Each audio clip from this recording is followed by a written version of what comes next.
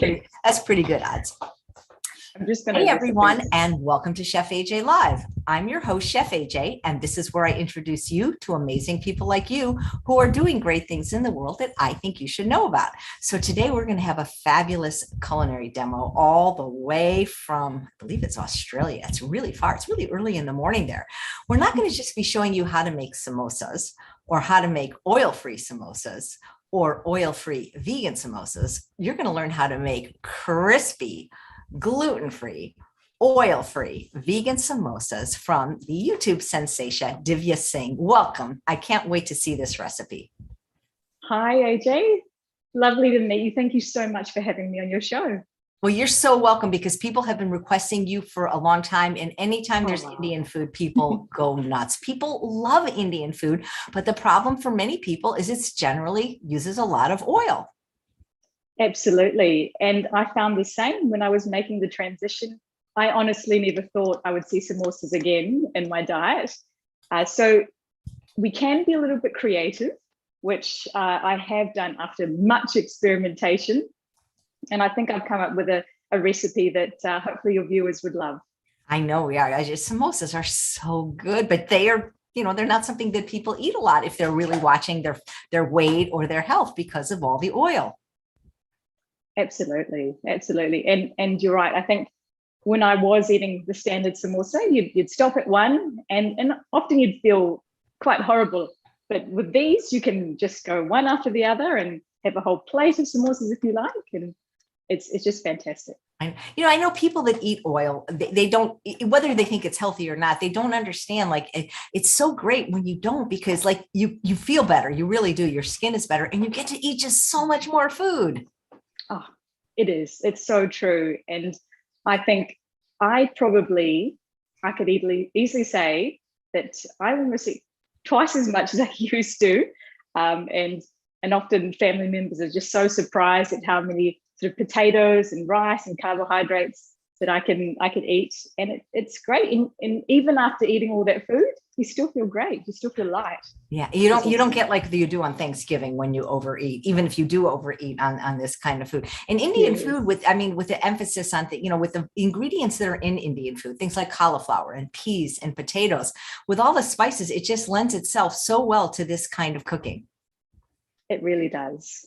It really does. Yeah, well, I can't wait to see what you have for us. And also, anytime you want to just interject a little bit of your story, why you eat this way. I mean, I've read your story, but there might be people unfamiliar with why you eat this way all the way in Australia. Yeah, sure. Absolutely. So I will start getting my pot ready. So I'm using an electric frying pan just to kickstart a few things with the spices.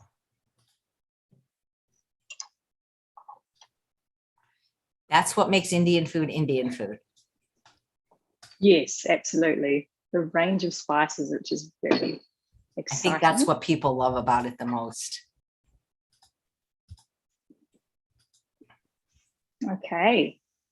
So just before I get onto the spices, I'll just let you know that I have pre-prepared some boiled potatoes. And so they're just chopped up into nice pieces. And when it comes to making the actual mix, I'll mash some of it, but there'll still be a bit of texture in there as well. So right now, I'm just popping my electric fry pan on and I'm just going to heat up the spices. So just toast them a little bit. And yeah, so in terms of my story, so we have a common connection we just found out before, which is exciting. So my story starts about 8 years ago, or just over 8 years ago. I had quite a bit of digestive discomfort, and it's something that I just became so used to and I just lived with, and I just thought it was kind of normal and that most people experience that. And then it just over 8 years ago, it just got a lot worse to the extent where I was at work. Well, a couple of times I was at work and just started feeling very faint and extreme pain on the side of my stomach. And then looked into it, investigated all the options, and went for tests, but it was non-conclusive. But fortunately, in some ways, around that time, my brother-in-law was in Japan, and he was going on a journey of his own, and he was diagnosed with colitis while he was there. And so I'm just going to pop in some cumin. Yeah. Well, yeah, he tells his story in the GI Health Summit. That's right. Yes. And we would communicate often over Messenger at the time.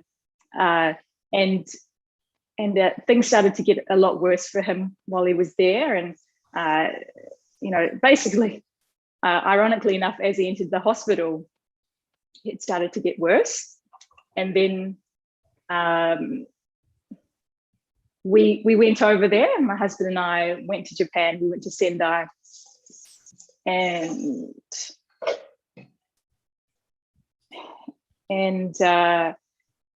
then he was still quite bad at that stage, but he wasn't at his worst. And so when we returned, my mother-in-law had looked at some information online, had come across this amazing book by David Klein, Healing Colitis and Crohn's. And so basically started implementing some of the protocols in the book, and he started noticing a major difference in the way he felt. It was quite a miraculous thing, having gone from something so almost a vegetative state to something like having life again. And so in the conversations that we'd have and the experience that he had, I just thought I'll try it myself and just see how I'd feel. And I felt so much better just with even the removal of dairy. And it was such an eye-opening experience that dairy could have such a destructive effect on the body. And so I'm just going to pop in some curry leaves. So once the dry spices have toasted nicely, I'm just going to add the curry leaves now. So then when I tried it and I felt so amazing, I just thought, look, I'm going to keep going with this. And then I started removing, so dairy was first to go, then poultry and red meat, and then seafood or sea creatures were the last to go. And it was wonderful. And the really great thing was that around, as I was sort of transitioning, we happened to go on a family holiday to New Zealand. And my husband, who was eating sort of the standard Western diet at that point, said, look, I'm going to support my brother. I'm going to try it for a week. And within that week, he changed his mind on food altogether as well. So in that week, he stopped eating all meats, dairy, stopped drinking coffee, stopped drinking alcohol. And so it was very nice to be able to share that experience and not think, oh, you're going to eat this and I'm going to eat that. So we did it together. And when we came back, that was just the way we lived. And in fact, we decided that we would have a lot more raw foods in our diet. So we had from the breakfast and lunch, and in fact, we do still to this day, start off with fruit in the morning, and then fruit in the afternoon as well, and sometimes some green leafy vegetables. And then in the evening, we'll have our high carb, low fat dinner. Yeah, that's amazing. And it's a bit tricky, you can't really see. I just tilt it up a little bit. It just looks beautifully brown and toasted. And if you had smell-o-vision, then you could smell how I just love the fragrance of curry leaves in particular when they're nice and toasted and all the flavor releases. It's just wonderful. I love that skillet that you have. It looks like it really can hold a lot.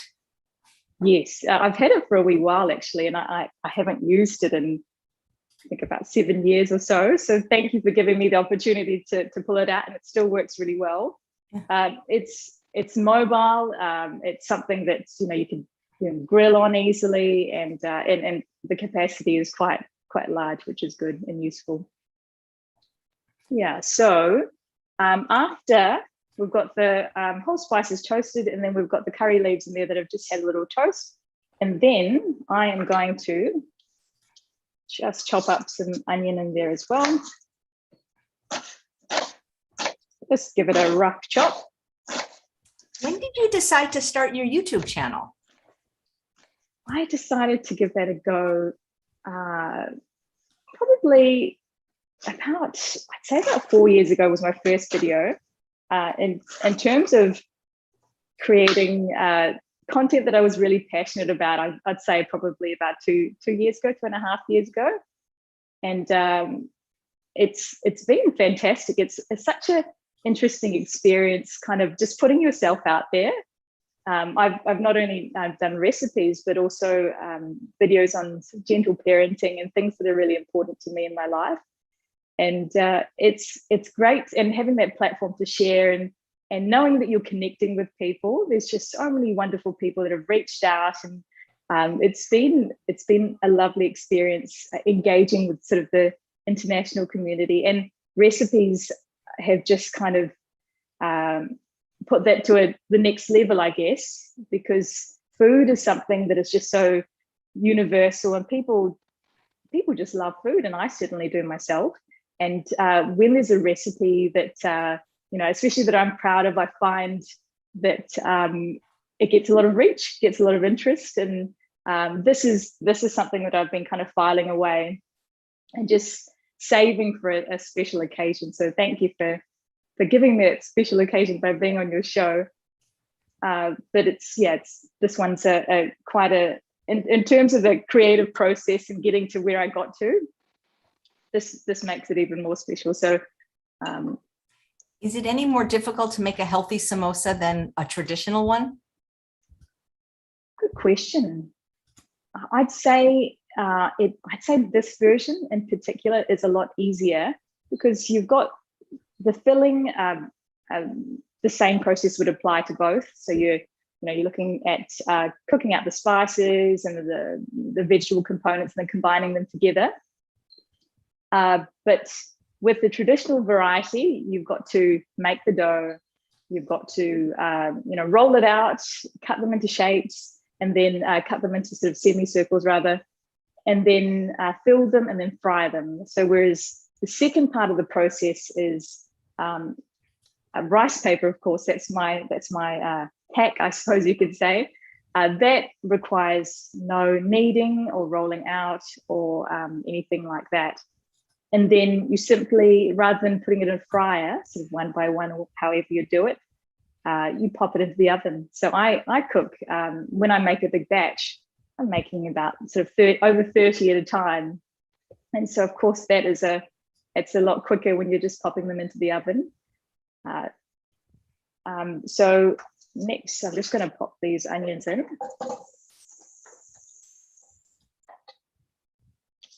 So what is your favorite sort of Indian street food? Oh my gosh. You know what it is about Indian food that I love is the chutneys that go with it. So it almost doesn't matter what you give me. When you give me a delicious chutney, then everything tastes good. It's all about the sauce. That's so true. I think we're really fortunate in that you're never short on variety of chutneys, and even fortunately with oil-free cooking as well, you still get all those wonderful chutneys. And in fact, I've got a recipe on my website and channel for a tamarind and date chutney, which works beautifully with this. And it's just it's got that sort of undertone of earthy spices and the sweetness and the sour note from tamarind as well. Tamarind is fantastic. Yeah. What kind of things do you eat for breakfast? So we tend to keep it fairly similar most days. At the moment, actually, we have got watermelon that's just come into season here. So we'll have like a watermelon blend, and then often followed by, after a wee break, having a nice big smoothie with frozen berries and some kale and some mango as well. So and even though I was just thinking about it the other day, even though we have smoothies practically every day, we have different additional ingredients which make it a new and more interesting flavor. So you can combine lots of different fruits, but that is our breakfast, and for sort of lunch we tend to have something very similar, and it's really after coming across Doug Graham's 80-10-10 book, which we refer to a lot, particularly in the early days, and it just became a habit, sort of his recommendations. Introducing lots of raw food just makes you feel lighter. And I do notice when occasionally I'll have something cooked for lunch, I just don't feel the same. I feel like I could have a nap, in the middle of the day. So it's, raw food for us in the daytime is definitely the way we go.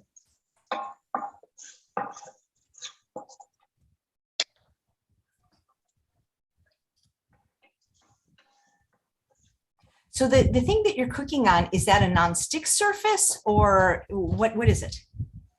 This is a non-stick surface. And now the reason why I'm using this for this demonstration is obviously the space and the light. But we tend to use non-stick pans in any case. And this is an example of something that we use, the one where we've got the potatoes.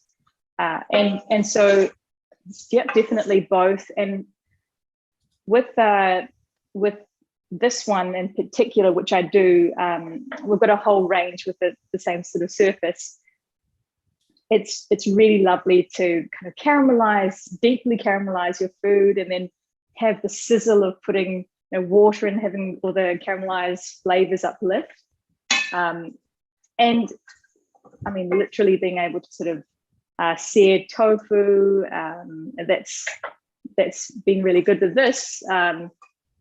It is a nice surface, and I'm just going to next thing that I'll do, Chef AJ, is I'm going to just chop up some cauliflower. And this cauliflower I've done a fair bit already, but it's basically just kind of shaving it a little bit, making it nice and thin and small, so it evenly distributes throughout the dish and cooks into sort of melty pieces as well when it combines with the potato.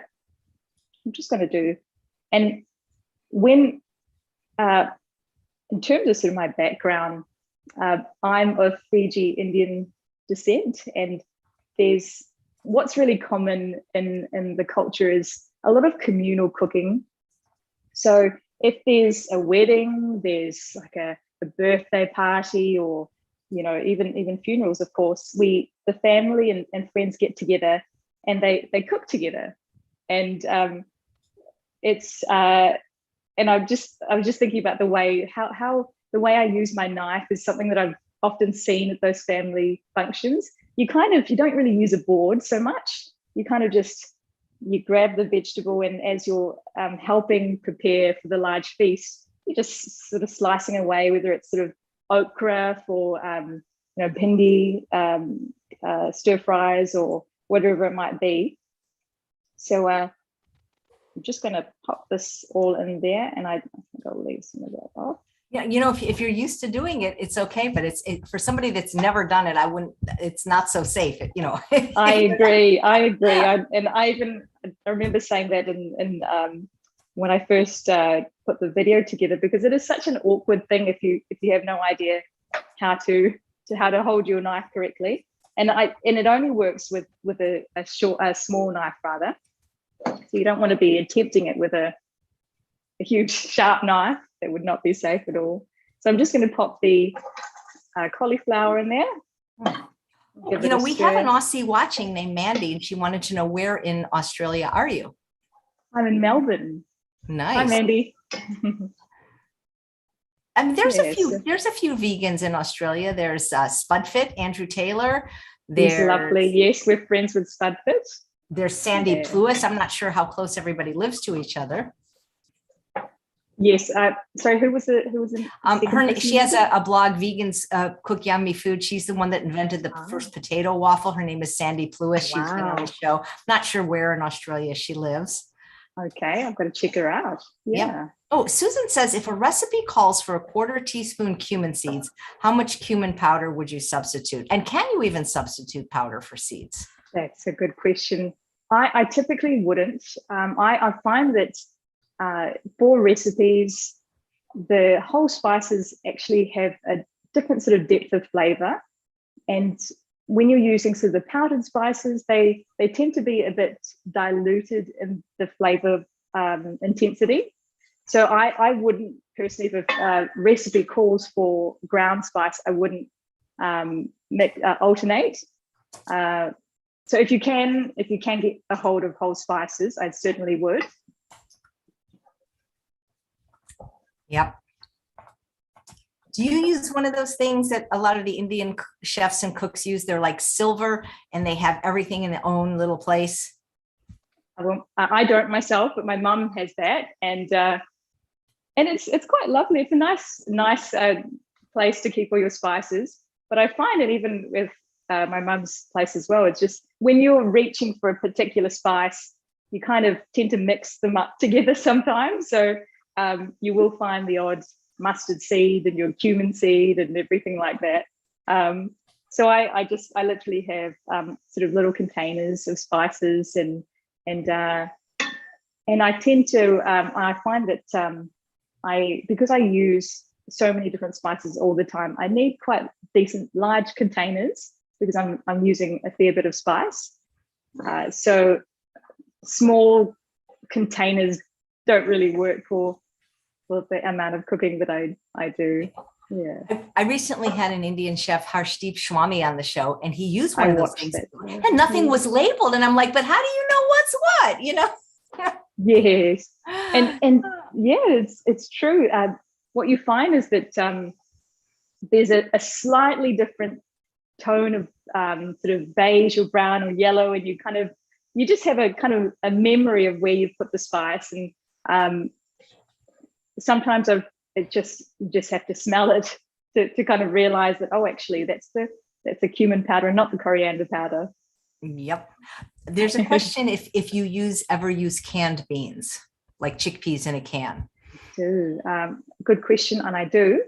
For convenience, I do when I'm sort of short on time, absolutely.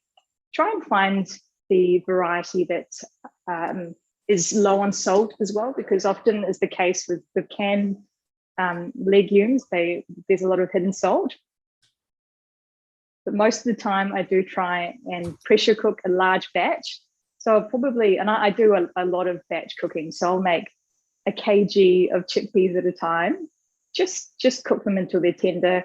Then I'll freeze them into boxes. And then, if I'm making curry or a stew, then I'll pop out a box, and that kind of works for me. Do you have one of those cool stackable things that I've seen Indian people use? I love them with the different courses and different stacks. They're so beautiful. Yes, Tiffins, I do have one. Sort of popped it away because I haven't used it in a wee while, but they are really lovely, and it makes the meal experience really exciting. Because you never know what's going to be in the next layer. Exactly. Yeah, and I think they're wonderful. And then, so my cauliflower is looking slightly softer. So I'm just going to put in some spices now. Actually, yes. So got my turmeric, my ground cumin, my garam masala. I'm also going to put in some minced ginger and minced garlic.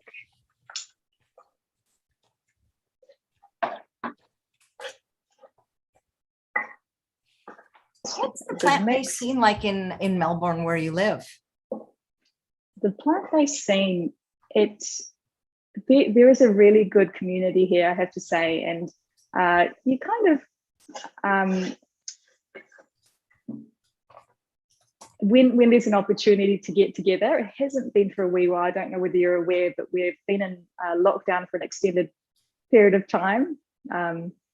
So when there is an opportunity, it's really great to kind of have those gatherings and meet up. But I think we're very lucky in terms of the variety of foods that are available in Australia. Much like America, we've got tropical varieties of foods that are grown up north, and so we have that all year round, and just a range of fruits. And I think about when we lived in New Zealand, and I love New Zealand. It's such a wonderful place to grow up. We didn't quite have the same variety of fruits and vegetables because obviously it's a much colder climate. But here we do, which is exciting. And now even in terms of restaurants as well, there's pre-lockdown there perhaps were more restaurants, but just they're becoming very popular, and not just amongst the vegan community. I've got friends and family that aren't vegan but still love going to the vegan restaurants and trying all the plant-based options, which is really exciting. So we have probably, I'd have to say it's one of my favorite places, but it's just down in Alston, which is a suburb close to where we live, and it's called Rendau, and they are very accommodating with regards to sort of oil-free cooking, oil-free options. And that's great. They'll sometimes try some of the recipes without oil for us. But I think overall, it's a really lovely, exciting place to be in Melbourne, and and great community of plant-based people. Yeah. Just pop some water in there to lift all of the caramelized pieces at the bottom. That's my favorite part. I love that sound, because then I know the onions are getting nice and caramelized. Absolutely.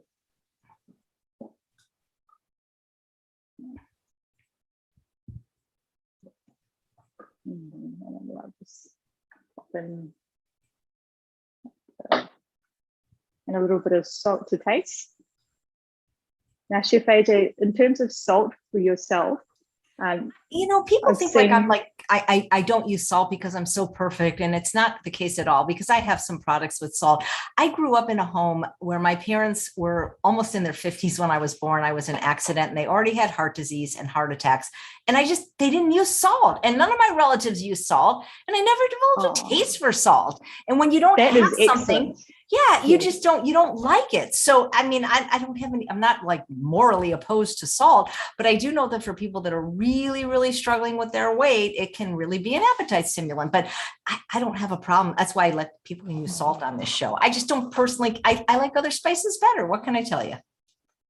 No, that's absolutely, it's fair enough. And I think in terms of salt-free alternatives, they're becoming more common. And I've tried to get a hold of, you made this beautiful Parmesan sprinkle that, and you recommended a salt-free alternative, which I'm trying to get my hands on. Yeah, but I wish I could send it to you. Benson's Table Tasty is one, and now yes. Dylan Holmes has quite a few of salt-free blends. The other problem is I'm allergic to black pepper, and so a lot of the salt-free blends rely on pepper. So my favorite, do you ever use paprika in Indian cooking? That's my favorite spice. I tend to use it in sort of other dishes, but I love it too. It's especially the sweet variety. You can see lovely steam coming out, but the steam sweet variety rather is my personal favorite. So I do enjoy it. So that's your favorite spice? I love smoked paprika. I really do. Fantastic. Yeah, I think we try and reduce salt where possible, because I mean it's certainly not healthy to have a lot of salt, and that's another tricky thing with Indian food when you do go to restaurants. Besides the oil is the amount of salt, and it's and pickles as well. That's the primary ingredient. But when we initially went plant-based, did a number of raw days and weeks of salt-free days, and when we introduce salt back in, you only need the smallest amount to have that full flavor. Whereas if you're having it every day, then you kind of almost need to build it up a little bit and have more every day. So, All right. what was I going to say? I've completely lost my train of thought because I was watching the chat and some of the questions that are in that. It was, let's see. Yes, I did. People want to know about the recipe, and you made another wonderful video that I really encourage them to watch because it's a straight through. And I posted that in the show notes, which are underneath the YouTube description with the link to the recipe. Great. Thank you so much. My pleasure. So now I'm just going to place in the potatoes.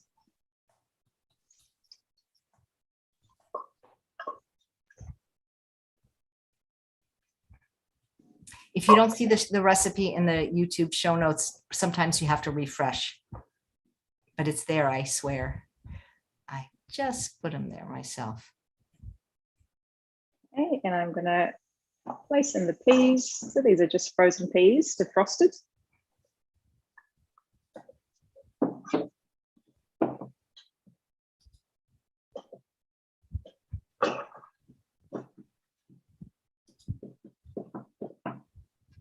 I'm looking at your Instagram page and I don't know what's more beautiful, the kids or the food. Oh, thank you so much. You got something there that looks like a donut. I don't know what it is, but it sure looks like a donut with orange marmalade on it. Let me tell you. Yes, that's right. It's orange spice cake. That's one that I loved experimenting with, especially coming up with that glaze, which makes it look beautiful, but tastes decadent as well. Yeah, that looks incredible. And while I'm mixing the ingredients, I'm just kind of giving it a bit of a mash with my wooden spoon, just to make it a little bit more cohesive.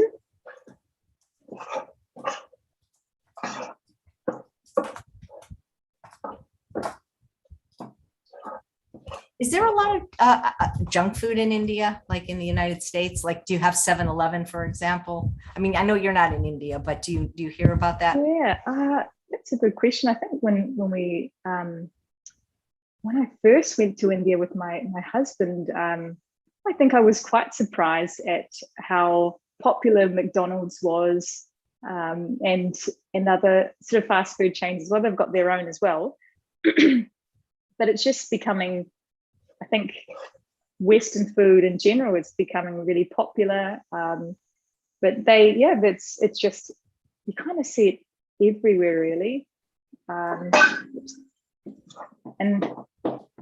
But in saying that, we found that a lot of the family members still prefer to have home cooking, which I found really interesting. So it's one of Shukul's cousins in particular. He still likes the traditional, the vegetables and the rotis, and he'll look forward to that. And often when he goes out, rather than kind of going for those options, he'll have a tiffin packed and ready to go. But yeah, it just depends. And I think probably the younger population, I think, because it's just, junk food and fast food is seen to be kind of hip and cool and what everyone's doing. Everyone has a Pepsi, everyone has a Coke, and but I think if you develop a taste for good home cooking and healthy food from a young age, that's what you sort of naturally prefer. And even I find with my kids. So my youngest Darian, he's eating mostly raw and on breast milk, of course, as well. He's 1 year old. And my eldest Alia, they just surprise me as to how simple they prefer their foods. They'll sometimes they'll say, should I make this for you? Should I make that for you? And they'll just say, well, Alia will say to me, I just want a banana. So she'll happily eat a couple of bananas rather than something really complicated. That is so cool. That's adorable, and that's amazing. And it just shows that kids will eat healthy food if that's what they're given. Definitely, and it's what they see as well in terms of our preferences. We've developed a taste for all of those all of those flavors and ingredients. But yeah, that always makes me smile when Ali will say to me, "No, I just want this." She does like the other recipe that I make as well. She's my harshest critic. And in fact, she might she's still asleep right now, but she might just pop by and say hi to you a wee bit later on. But it's quite fantastic. And I think in terms of you mentioned my Instagram, Chef AJ. I've my kids inspire everything really, and in the creativity around cooking as well. They're a huge inspiration, and as my daughter gets older, she's getting more and more involved in the recipes, and now she even films some of my recipes. So she'll say, in preparation for meeting you and coming on your show, I'd have to talk through everything. So I'd be making a smoothie and she'd say, "Mummy, what are you doing? Can you tell me what you're doing?" And people want to know what you're doing. And so she's kind of been practicing with me to work and talk at the same time, which is not something that I often sort of naturally do. But no, she's great, and this recipe is a great favorite of hers as well. Maybe she'll start filming videos soon. I think she will. I really do.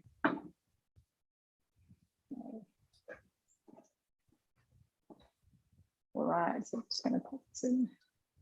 What do you think it was in your previous diet that was causing most of your digestive upsets? Do you think it was the gluten, the dairy?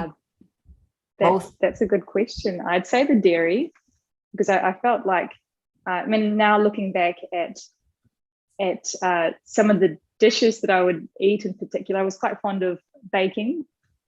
So baked goods, and the place that I worked, so many of the meetings and gatherings that we had were catered, and often on that menu would be scones and jam, and so really rich and buttery muffins, and I was fond of all that, but really it didn't do me any favors, and I'd find that immediately after I just had that a discomfort.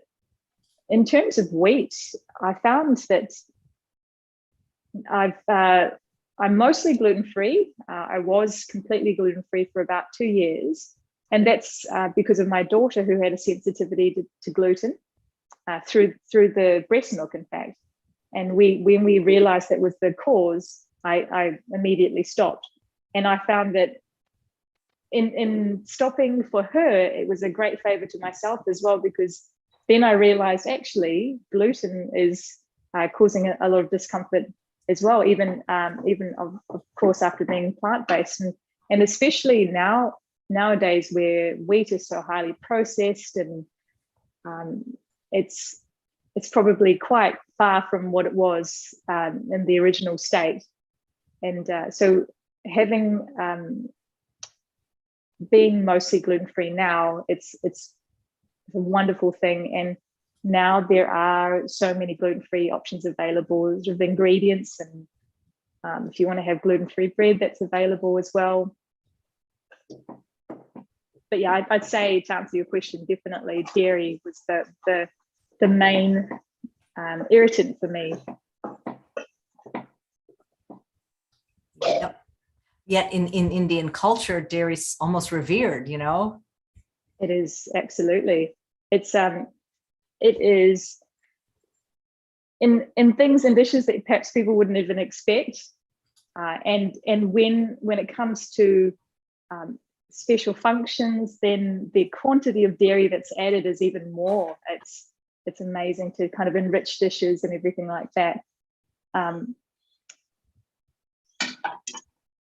But and certainly when we went to India the first time, so prior to being plant-based, I developed a fondness at that point for paneer, which is Indian cottage cheese, and it's something that is if you're going to be vegetarian, then often is the case that you're consuming lots of dairy in the form of cheese, and it's almost a strange question to ask when you're requesting a vegetarian dish to be without dairy, because it's almost the reaction you get is almost like, then what are you going to have if you're not going to have this? Couldn't almost anything be a samosa? Meaning not anything, but like you have this filling and you could do that with other dishes. As in change the filling? Yeah. Like of course, other dishes that you might make, Indian food, and just, it doesn't have to be one particular type of filling. Exactly right. Yeah, you can certainly be very creative with it. And so this is the filling here is quite sort of a traditional recipe, but you're absolutely right. Sometimes I'll make an eggplant curry or something, a stir-fry potato dish with lots of peppers, so red peppers, and that's really lovely. And so it's effectively what's common here in Australia, and I suppose New Zealand as well, is pies. People are really fond of pies, and with a pie you can have every possible filling that you can think of. So if you and this is kind of an Indian version of a pie, really. It's filling encased in dough and pastry. So if you feel like tofu, perhaps that would work really well as well. Well, I was just thinking, like, if people want a lot of variety, they can make whatever the filling is and have that one night for dinner, like over rice, and then leftovers, turn them into samosas. Absolutely. Yeah. I think that would be a great idea for sure. And it makes it almost like a travel meal. You can hold a samosa in the car, or, have a nice picnic with a samosa. So it makes it really convenient for sure. It's just fun dipping them into some type of green chutney, preferably one that has mint or something in it. And do you like chili yourself? I do. I like moderately spicy. I don't like super spicy, but moderately spicy I do like. Yes, and I think in terms of spices, well, if one is really enjoys chili, then often is the case, you will find lots of recipes with chili, Indian recipes with chili. I think it was very strange. I dislike chili and spicy food immensely, but then when I got pregnant, I craved that so much, and now I try. It's just something that I really enjoy, and I do prefer having fresh chilies. I think because fresh chilies have a flavor, and I won't have it too intense, so I will remove the seeds most of the time. But chilies, just nowadays with the change, I am enjoying them for sure. I'm just squeezing some lemon juice over the top. And that there is good to go. So I'm just going to show you if you can see the filling there. Yeah, I mean, that I could eat just the filling. Yes, and we do too. So I'm just going to put that aside. And the next thing that I'll need to do is prepare the rice paper so that's the casing.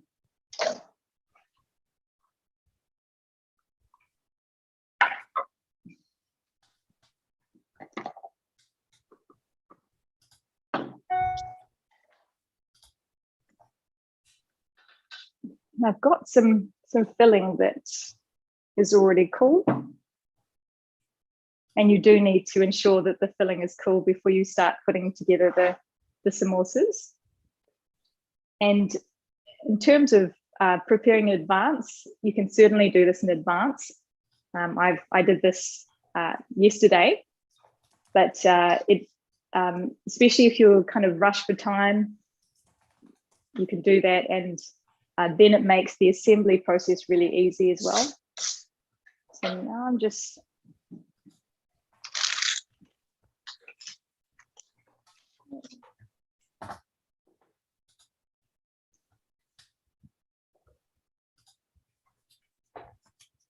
excuse me for a moment.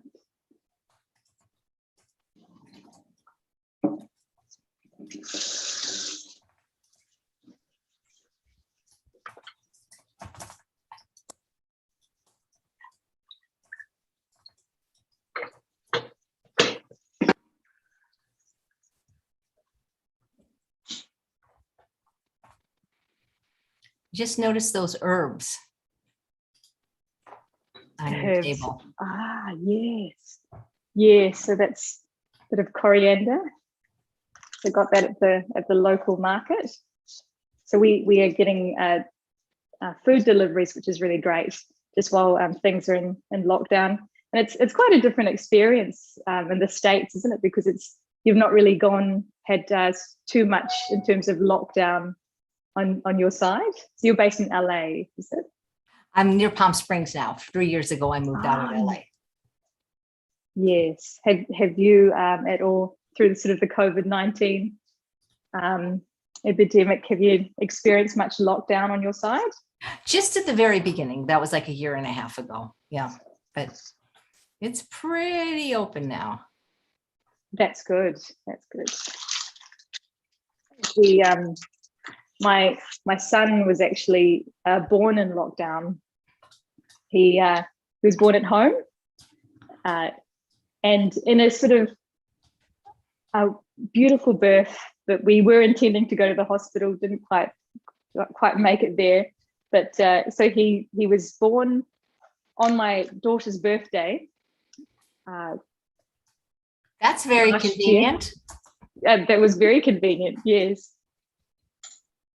That's a nice present for her. Yes, and she certainly was very. She was adamant that he was going to come on her birthday, and so was not at all surprised when he was born on her birthday. But yes, so he was born in lockdown, and we've worked out a clear majority of his life. We've had a lockdown experience here. So I think it's just having peace with whatever is happening and the experience, and everything happens for a reason. So we're just kind of working through it.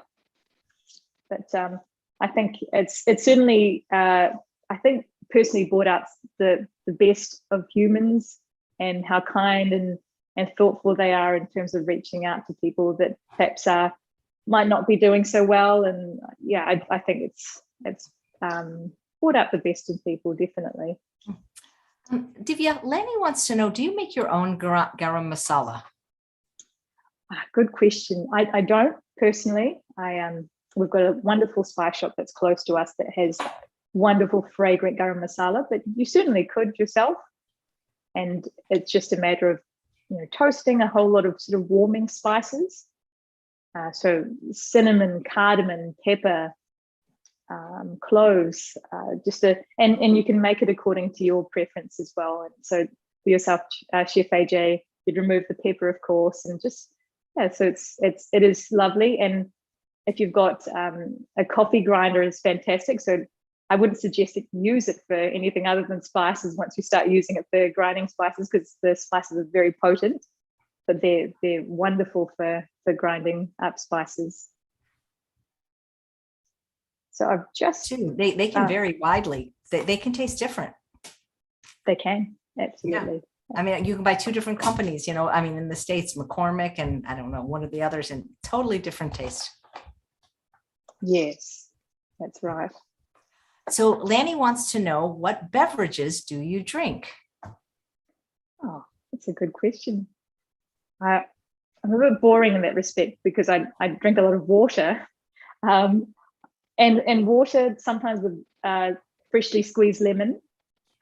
I don't have caffeinated beverages, but I might have sort of mint tea, fresh mint tea, chamomile tea as well. In the warmer months, in the sort of cooler months rather, I prefer having sort of hot drinks. I find it very comforting. And so that's what I'm drinking at the moment. Now I'm going to just show you what I did here, because it happens rather quickly. So this is the larger size rice paper, and you can make the samosas according to, if you want to make a meal size, I'd go for the larger diameter, and then you've got the smaller size. So if you want to make cocktail samosas, then certainly it's a good idea. Just cocktail samosas just take a little bit longer in terms of timing. And when you put it into warm water, it will soften very quickly. So it's literally a matter of dunking it for sort of 6 seconds, and then pop it onto your table and slice it down the middle, so 2 halves.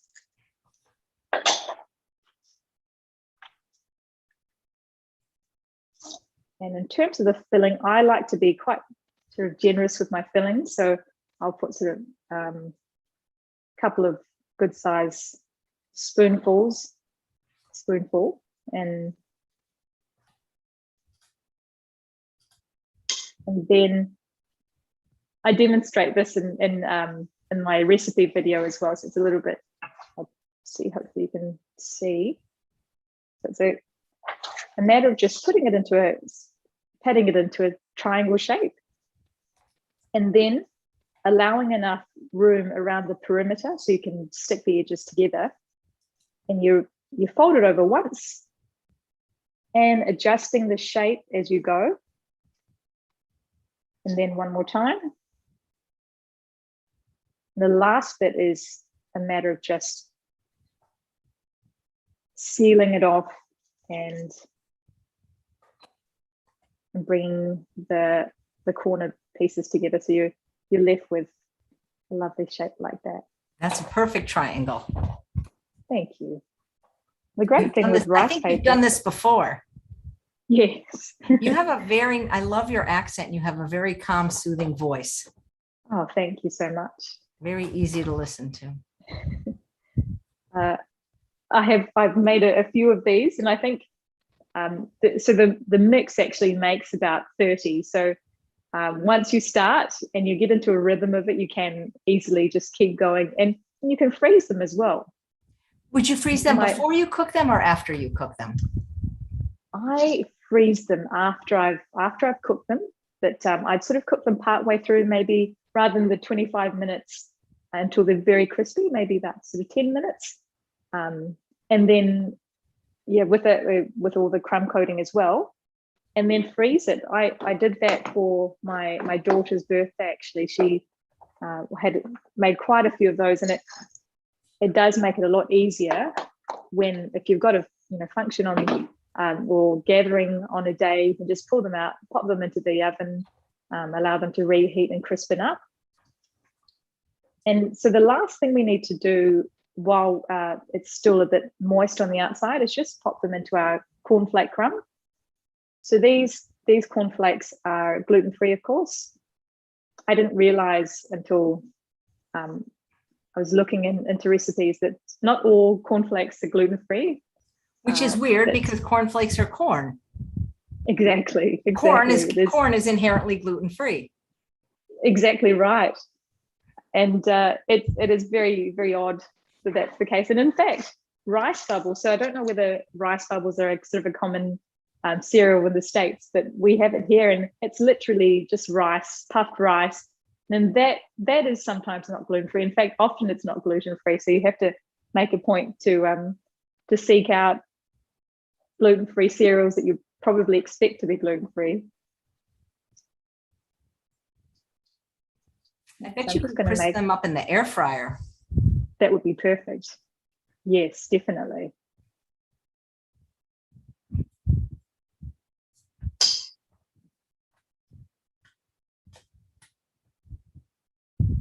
Have you come down this way to Melbourne before? I've never been, really hardly any countries, Mexico and Japan. That's it. Not for a long time.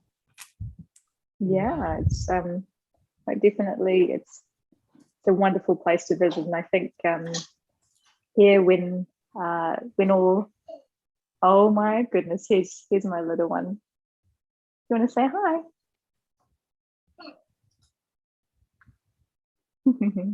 Is that okay? Oh, please. We love having kids and pets on the show. Are you kidding? Okay, this is Alia. I just got my headphones, so I can't hear. You won't be able to hear Chef AJ without. Hi. How are you? I hear you're going to have your own YouTube channel pretty soon. You're going to make your own videos. Whoopsie daisy. Whoopsie daisy. Okay. Are you going to have your own YouTube channel one day? Yes. And what are you going to make on there? Maybe some potato sandwiches. That sounds delicious. I hear your brother was born on your birthday. Yes. That's a pretty good present.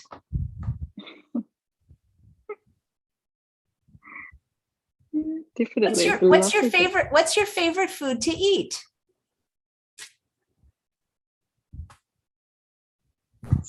Sushi sandwiches. What kind of sandwiches? Sushi sandwiches. What is that? Sushi sandwiches. What does it look like, Baba? It's a sushi sandwich. Oh, sushi sandwich. I thought you said smoothie sandwich, and I'm like, how the heck do you get a smoothie in a sandwich? That sounds delicious, sushi sandwich. Oh, very good. Now, why did you open the door? I opened the door to let some fresh air in. Thank you, Alia. Nice to meet you, cutie. Or she said sushi sandwich. So I'm guessing nice to meet you. I'm guessing I can't even say it. A sushi sandwich is a sandwich using nori instead of bread, maybe? That's right. We actually just had that for dinner last night. And we had some it's certainly much easier than making the individual sushi rolls, but we had roast pepper, and we had some tofu in the center as well, and some greens. And she loved it. That was the first time we'd made sushi often, but the first time we made sushi sandwiches, and she was she had quite a lot. She was really enjoying herself, and she said to me, I've been dreaming about this, and this is amazing. This is fantastic. So when you get that sort of feedback, it's always a good thing. That's so adorable. Sushi sandwich. I love it. Sushi sandwich. Yes, that's the one. So cute.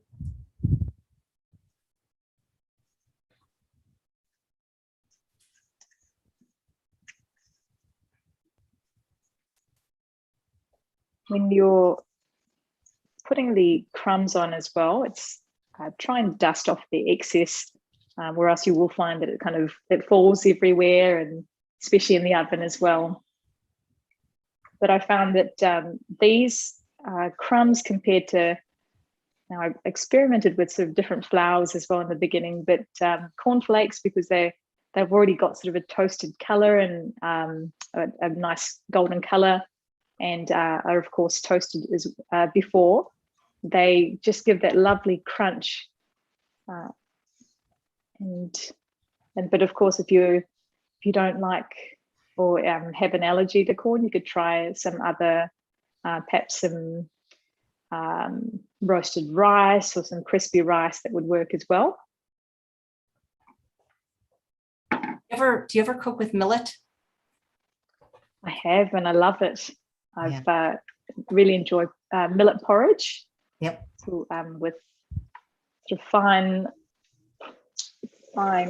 pieces and millet flakes as well. How do you like your millet? I like it just like as a grain, like if you're eating something that would normally go with rice, just with millet is so good, or cold in a salad. It's good. Very nice. It's got a kind of nutty. Do you know the vegan doctor in Australia, Dr. Malcolm McKay? Yes, I'm familiar with his work. Yes. Yeah.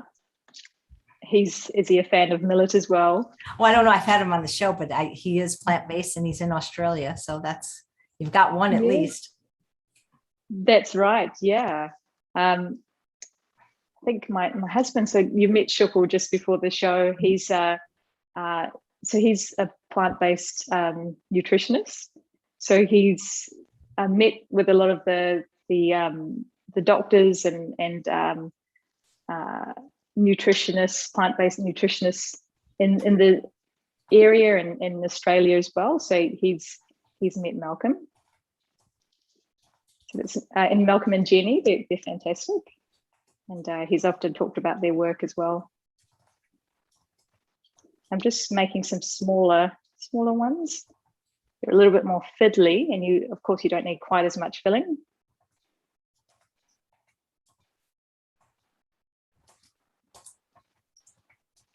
David says he loves your YouTube channel, especially seeing your daughter fighting for strawberries in the supermarket, and he hopes you continue to do more videos. Oh, thank you so much.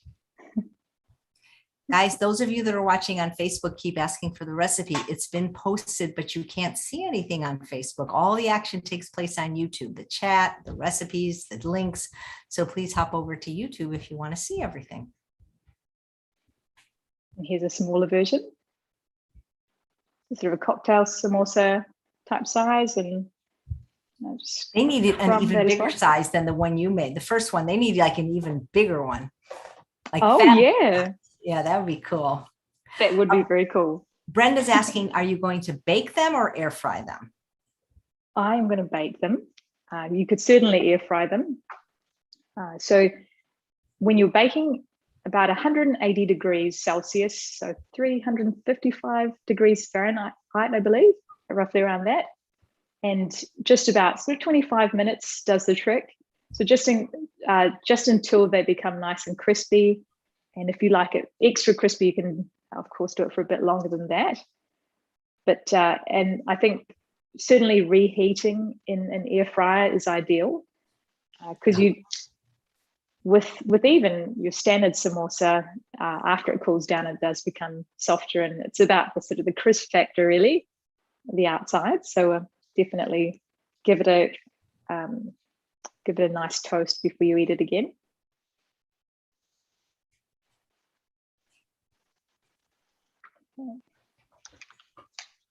The rice papers, I've seen them they come in brown and white, don't they? I've seen the rice papers in both colors.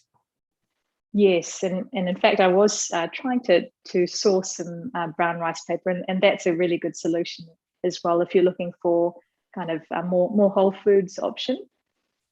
And I have had used them for other recipes in the past, and they're really good. I think they've just got a slightly nuttier flavor, and which would work really well in this situation as well, in this recipe as well. But yeah, I think probably in Australia, I'm thinking your best option would be to sort of order online. The health food stores that are local, they have a good range of a number of things, but perhaps don't stock the brown rice paper. And I wonder whether you could perhaps even get red rice paper, because there are so many different varieties of rice, isn't there? That's true. Black rice even. Yes, that's right. Yeah, I love rice. I don't like it when these plant-based doctors start telling people not to eat rice because of the arsenic. I love rice. I love rice as well. I think I would be devastated if that was something that I had to eliminate from my diet. I think bread was okay, but rice, no way. I could especially like when I have just some residual tummy problems, not very often, but like rice is the most, even though I love potatoes, rice is always soothing to my gut. I just love the way it feels. I agree. And I'm not ashamed to say I eat white rice. I love it. I don't eat it every day, but maybe 3 times a week I eat basmati rice because it's delicious. Yes, it's very fragrant, and I do alternate myself and do have some white rice too. And it's the fragrance of it. It has a different flavor profile, and it works like basmati rice with Indian food is it's just a match made in heaven. We've tried other rices, and it's just not quite the same. And even when you're making biryanis, I've tried biryani with different types of rice, but it just doesn't quite taste the same. Yeah. I saw it on the first time I had a show on Sunday. She's actually Japanese, the guest, but she used a food mill. And have you ever seen that? Like she put her rice in it and she just went like that and it made like a porridge. Oh, wow. So it's kind of just like a rice cooker that Well, no, it's a tool that after something's cooked, Oh. it's called a food mill. I've never seen it. It's metal and it has this crank. And she put what she made. She actually made millet, but you could use it for rice. And she turned the crank and it kept the fiber in, but it kind of like liquefied it. It was kind of interesting. I've never seen such a thing. That's Yeah, it was really sounds like a quite really great fascinating. idea. Yeah, I thought it was kind of, especially because people maybe they have jaw or teeth problems. Like, I don't know. I thought it was kind of cool.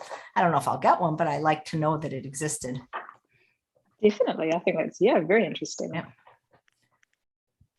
I've tried using those papers. I'm just not good at that. It's too much like arts and crafts, There is a lot of tearing that happens. And even when I would suggest that if people are making the recipe, there are ones that you're going to certainly throw away, and there's sort of half pieces in the packet as well. But I find that if I allow it to kind of the water to soak in just a few more seconds too long, then it's going to certainly tear. But it's really fiddly. In fact, when I was experimenting with this recipe, I almost sort of gave up because I thought, oh goodness, how am I ever going to wrap anything in this? It just keeps kind of getting away from me. But it is definitely about that timing.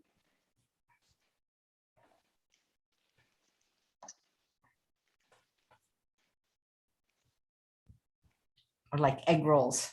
Those are Yes, kind of wrapped that's food. that's actually how I thought to create this recipe. I made spring rolls or egg rolls a couple of years ago, and so made the filling, wrapped it with rice paper, and I baked it, and it was very popular.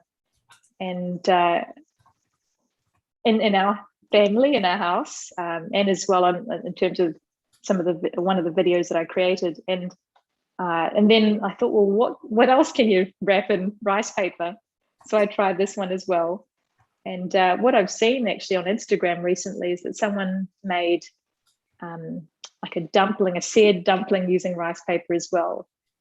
So there's a lot of uses for it, and I think you can make some people make quesadillas and sort of chips as well, so baked chips with rice paper. So it's quite a versatile ingredient.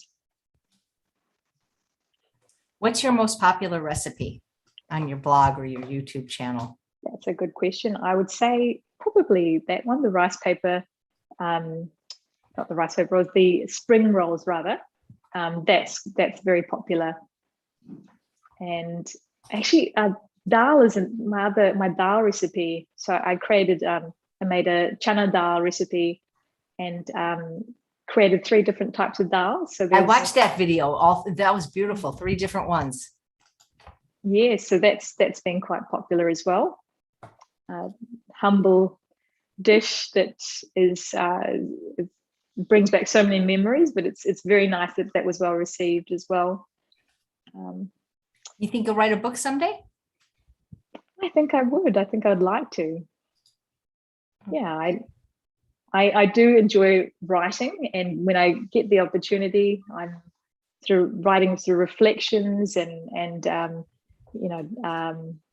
things in relation to the kids as well, but lots of recipes, because recipes have such a strong connection with your life experiences and also family heritage.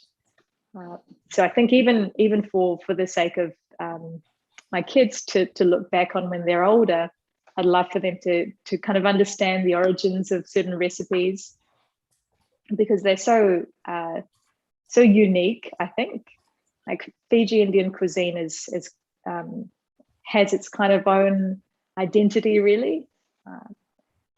There's of course a lot of spices that we use that are Indian spices, but some of the ingredients are quite perhaps what you wouldn't find in sort of Indian cuisine. So Fiji Indian food is sort of a marriage between Indian culture and the sort of the native Fijian culture as well. So you might having taro in a curry, that's quite a common ingredient, and cassava as well. Yeah, and cassava red was fruit. good. Mm-hmm. Yes, cassava is actually one of my favorite ingredients. and things to eat actually. So I just, with cassava, I'd often just steam it or boil it and just have it on its own. It's if I could, I would have it all the time, but it's tricky to find here. But yeah, I think definitely would love to tell stories and write about recipes. So I suppose really watch the space.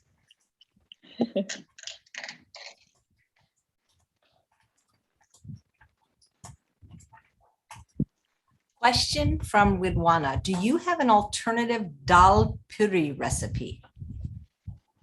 Dal puri. I don't. I've not, in terms of puri, I've not made. I do have a brown rice, or rather a red rice roti that I make, and certainly you could use that mix or that dough to make your own sort of smaller versions and make puris in maybe an air fryer. But yeah, I think you can definitely create something using perhaps some of the recipes. But I've not actually created that recipe, but that's a good one to think about, and I might investigate that more and look to create it. Sounds good. What are some traditional Indian desserts? Traditional Indian desserts. I personally am a fan of halwa. So halwa it's typically made with semolina. You could use another grain as well. So perhaps even like millet. I've made it with millet before, and with cardamom and sugar and a nut-based milk. It's quite simple, and it's just a matter of kind of toasting the grain and adding your spices, and then creating what the texture is kind of like how would I describe it? Almost like a cookie dough type texture, and something that you could scoop, and that's something that I personally like. I am not really a fan of really sickly sweet desserts. I could never really cope with that, and I know that there are lots of wonderful recipes that are quite decadent and sweet, but I've not kind of ventured too much on that side. I know that Chef AJ, you were a pastry chef for a number of years, and I'd need to get your guidance and around sweets, and but that's not my strongest suit. I'm kind of working on that. What's your favorite dessert to make? Oh boy, that's tough. I really don't eat them very often because, if I'm eating dessert, then I'm not eating something that's healthier. You know what I mean? And so really something with fruit, it doesn't have to be just plain fruit, but fruit should be, in my opinion, part of it. You know what I mean? Brilliant. Yes. I love fruit, so that works for me. So what's your favorite fruit? Oh boy, it depends on the season. Oh, gosh, right now it's strawberries right now. But then when they start not being sweet, then I'm going to go to what next? Then I'll go to the envy apple. It's seasonal. I mean, the summer, of course, watermelon. But my favorite fruit is whatever's the ripest at the time. You know what I mean? Cherries. It's whatever I mean. I mean, you can't go wrong with fruit unless it's bad fruit. That's true, and I completely agree with seasonal fruit.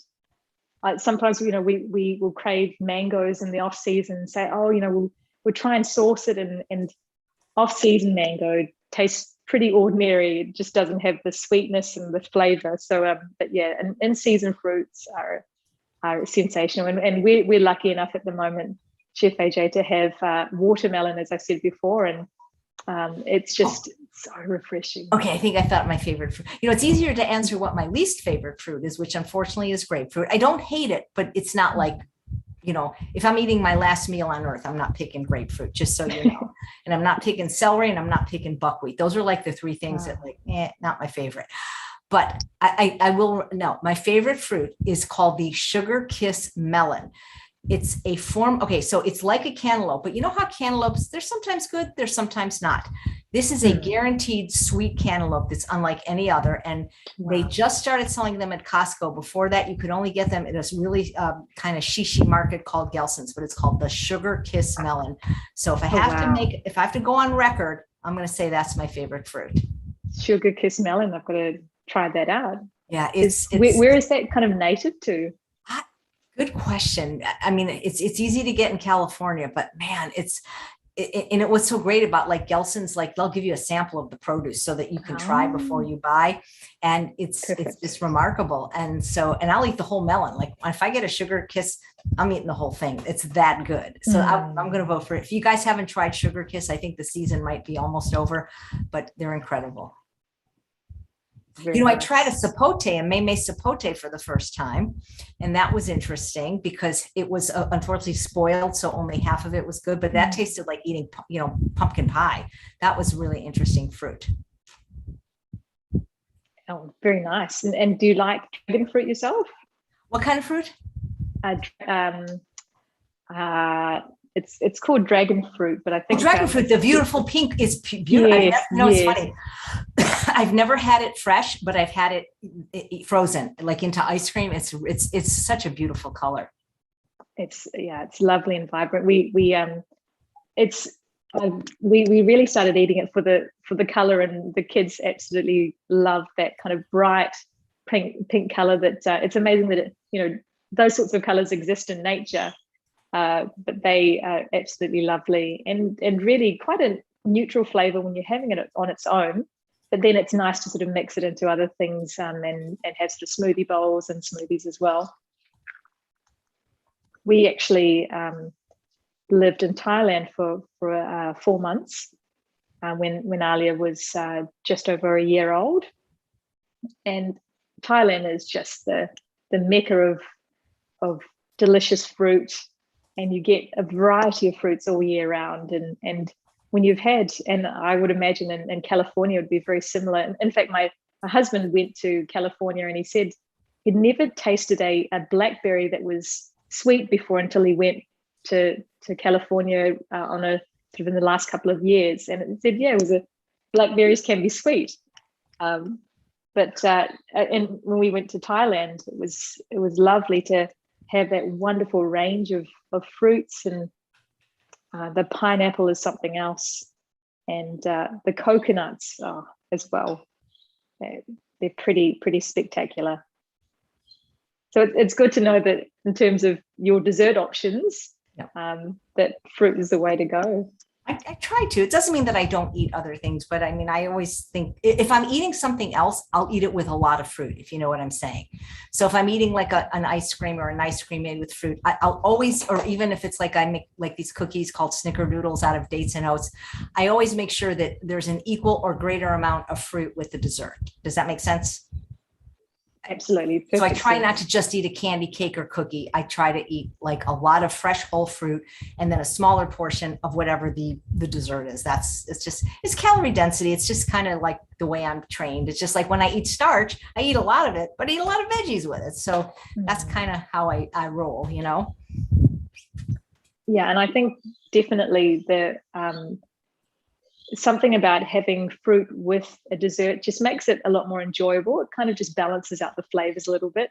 And I agree. I think I had a beautiful cake recently, and I was craving oranges, so I sliced up some oranges and squeezed some orange juice on top, and it just made it just so much more enjoyable and just fresh and punchy, full of flavor. So I think that's. I had something that I never had before. And oh my God, I got to be careful with this because it's like crack candy. They had it at Costco. It was organic dried pears. I've had like dried apricots and, dates and raisins and even dried mango, dried pineapple. And I never had a dried pear. Whoa, that's intense. Oh, wow. It's really like eating candy. They're so good. It is candy, basically. Yeah. Wow, I've never tried that. I've got to try that. Is the texture what is the texture like? When It's soft. when It's dry? it's not. It's actually it's soft like a medjool date. At least the ones I got. It wasn't hard to chew like sometimes dried pineapple can be. This was very easy. It was very supple. Oh, sounds fantastic. Yes, because apple, when it's dehydrated, almost becomes a little bouncy, doesn't it? A bit gummy. Yeah, no, this went down smooth. So Wow. yeah, I Oh, forgot very that I nice. bought them because I was actually at Costco and I was starving and there was nothing to eat. So I bought that and I opened it up and I put it in the back of the cabinet. I found it the other day. I'm like, ooh, good thing these were in the back of the cabinet. Have you ever had durian? Oh my goodness, durian is the thing that I crave most during my pregnancy, but also it's one of those fruits that you try initially and you think, okay, it doesn't necessarily hit you straight away, and of course it depends on the variety you have, I think, as well. But yeah, I tried it in Thailand properly, and I enjoyed it, but then now I'm absolutely obsessed with it. We have there's a variety that's most popular in Malaysia, I think, and we get it from our local Asian food store. And it's like creamy custard that's sort of burnt caramel. It's amazing. And I could have that every day. It's fantastic. And Alia, she will insist on having durian. She's a complete durian baby. She would have it for every single meal. It's pretty spectacular. Well, I really enjoy it. Do you enjoy it yourself? I think I only had it once a long time ago at culinary school. Is that the one that kind of has a bad smell? It does have a bit of a funky smell. Yeah. So maybe I didn't love it. I don't remember, but I do like jackfruit, fresh jackfruit. Wow. Fresh jackfruit is sensational, definitely. Yeah, that tastes like juicy fruit. It does. I only ever had jackfruit in a green form. In terms of Fiji, there's a wonderful jackfruit curry that you'll see at most Indian functions, but it's made with green jackfruit. So I was not introduced to sweet the ripened jackfruit until I met my husband, and he's obsessed with it as well. So yeah, a good jackfruit is pretty amazing. A bit tricky to get into because it's so sticky, and you need to have some quite special skills to crack it open and get everything out. But it's literally like you can glue your hands together. It's so sticky. It is amazing. Yeah. And you think about the first person who would have come across it, they would have had to work very hard to try and see what was inside. They were very determined, but it was definitely worth the effort when they did. And I think the same with durian as well. It's pretty lethal exterior, and I wouldn't have ever thought if I came across that on the side of the street to try and see what's inside, because it's just so spiky. But really, it's what's inside is amazing. Do you have any of the finished samosas? I do. Oh, I've yay. just popped them out of the oven. I'm so happy we get to see the finished product. Have any of you ever made samosas? I don't think I have. When you eat them, they're so good. You say, "May I have samosa?" Get it? I get it.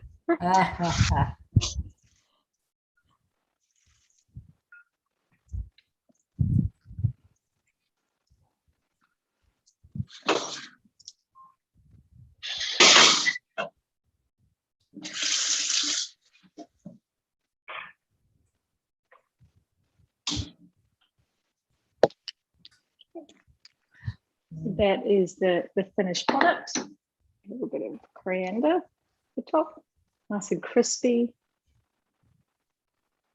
Wanted to actually try and see if you can perhaps hear the crisp. Oh my God, that looks amazing. Picking it up.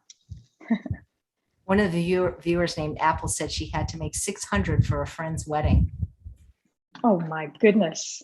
That's a lot of work. Do you think you could come even closer to the camera to show them? Is it possible? Oh, of course. Yeah. Just because they're so pretty. Oh, so the inside.